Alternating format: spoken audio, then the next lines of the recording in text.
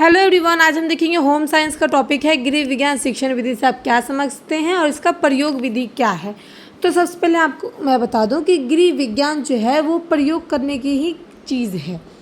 तो वह प्रक्रिया है जिसके माध्यम से शिक्षक विद्यार्थी को गृह विज्ञान विषय को ज्ञान सरल और रोचक बनाने के लिए प्रभावशाली ढंग से प्रदान करते हैं। इसमें विभिन्न शिक्षण विधियों को उपयोग करके विद्यार्थी के सैद्धांतिक एवं व्यवहारिक ज्ञान दिया जाता है। यानी कि गृह विज्ञान जो है उसमें खास करके जितने भी टॉपिक हैं, मोस्टली टॉपिक ऐसे हैं जो बच्चे को प्रयोग करके यानी कि बना करके दिखाना पड़ता है, बना करके सिखाना पड़ता है। और उसके व्यवहारिक ज्ञान को भी कोई भी चीज़ को दिखा करके बना करके ही उसके अंदर डाला जाता है विद्यार्थी के अंदर। और वह ज्ञान जो है काफ़ी सरल और रोचक भी लगता है बच्चे को, जब हम बच्चे को कोई चीज़ बना करके दिखाते हैं। तो ये है हमारा गृह विज्ञान शिक्षण विधि।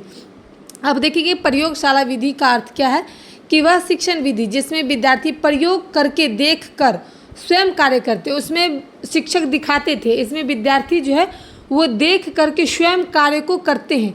चाहे वो खाना बनाना हो, चाहे वो कपड़े डिज़ाइन करना हो, या फिर कुछ भी चीज़ वो खुद से प्रैक्टिकल करते हैं, खुद से उस चीज़ को करके ज्ञान को प्राप्त करते हैं।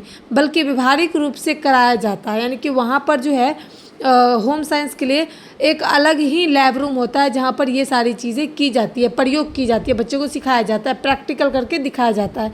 इसकी विशेषताएं जो है वो क्या है, विद्यार्थी करके सीखते हैं, ज्ञान अधिक स्थायी एवं स्पष्ट होता है। यानी कि ज्ञान जो है वो अधिक अस्थायी हो जाता है। यानी कि अगर हम देख करके कोई चीज़ सीखते हैं तो जल्दी सीखते हैं।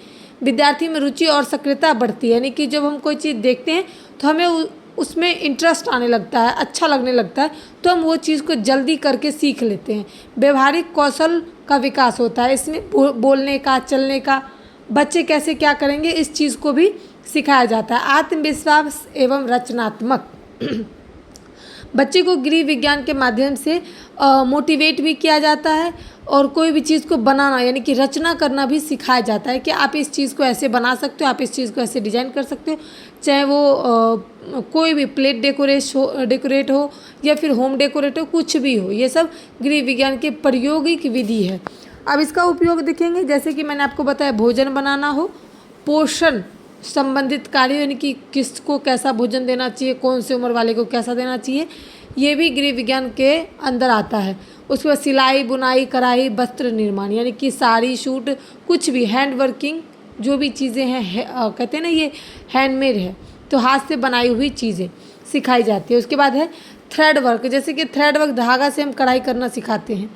उसके बाद गृह सजा यानी कि गृह प्रबंधन यानी कि होम डेकोरेशन, जैसे कि मैंने आपको कहा, जैसे अपने घर को डेकोरेट कर करके छोटा सा, फिर हम बर्थडे डेकोरेशन भी ऑर्गेनाइज कर लेते हैं, हर चीज़ एनिवर्सरी डेकोरेशन भी हम कर सकते हैं। तो इस चीज़ को डेकोरेटेड चीज़ें सिखाई जाती है। स्वास्थ्य और स्वच्छता संबंधित गतिविधि यानी कि ये साथ साथ ये भी बताया जाता है कि हाइजीन मेंटेन करके रखना चाहिए आपको, कहीं पर भी ज़्यादा गंदगी ना हो, बच्चे स्वस्थ रहें, चाहे आप जो भी चीज़ डेकोरेट कर रहे हो साफ़ सुथरा हो और उससे आपको भी कोई दिक्कत ना हो।